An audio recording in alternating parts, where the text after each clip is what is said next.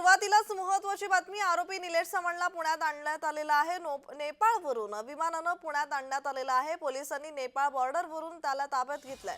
तर आज न्यायालयात त्याला हजर केलं जाणार आहे। नेपाळमधून विमानानं त्याला पुण्यात आणण्यात आलेलं असून त्याच्यावर दाखल असलेल्या गुन्ह्यात कागदोपत्री सर्व व्यवहार प्रक्रिया पूर्ण करून संध्याकाळपर्यंत त्याला कोर्टात उभं करण्यात येईल। आणि त्यानंतर गेल्या अनेक दिवसांपासून फरार असलेल्या चव्हाणला कोर्ट काय निर्णय देणार, काय त्याच्यावर निकाल देणार हे पाहणं सध्या महत्त्वाचं आहे।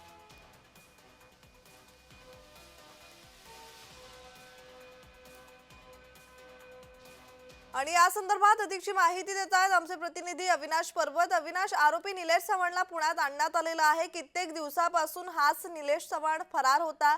पोलीस त्याच्या मागावर होते। अखेर नेपाळमधून त्याला अटक करण्यात आलेली आहे, ताब्यात घेण्यात आलेला आहे आणि त्याला कोर्टातही आजच हजर केलं जाईल। या संदर्भातला अधिकचा तपशील। हो, नक्कीच। ज्यावेळेस त्याच्यावर गुन्हा दाखल करण्यात आला त्यानंतर निलेश चव्हाण हा पुण्यातून पळून गेला होता आणि त्यांनी वेगवेगळ्या शहरांमध्ये प्रवास केला होता। बाय रोड हा त्यांनी प्रवास केला होता। पुणे असेल, पुण्यानंतर मुंबई, मुंबईनंतर कोकणात, कोकणानंतर मध्य प्रदेशमध्ये गेला होता। त्यानंतर अशा वेगवेगळ्या शहरामध्ये, दिल्लीमध्ये असेल, त्यानंतर तिथून त्यांनी नेपाळमध्ये गेला होता आणि नेपाळमध्ये काही दिवस राहून पुन्हा तो अजून काही दुसऱ्या ठिकाणी पळून जाणार होता। असं पळून जात असतानाच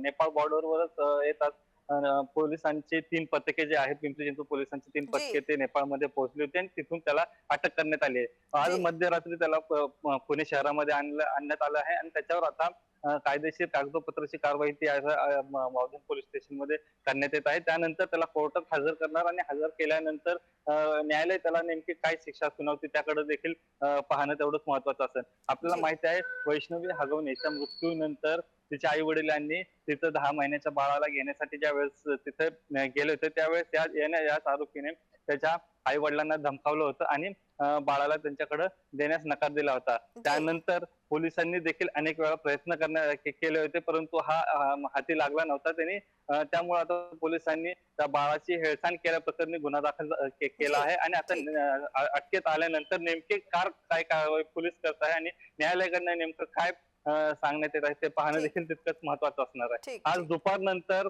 आरोपीला जे आहे न्यायालयात कधीही उभं करू शकतो। आपण सध्या बावधन पोलीस स्टेशन मध्येच आहे, परंतु न्यायालयात हजर करण्यापूर्वी जे ठीक कागदोपत्रीची पडताळणी आहे किंवा कागदोपत्र जमाजमी आहे ते करण्याचं काम सध्या बावधन पोलीस स्टेशनचे पोलीस कर्मचारी करत आहेत।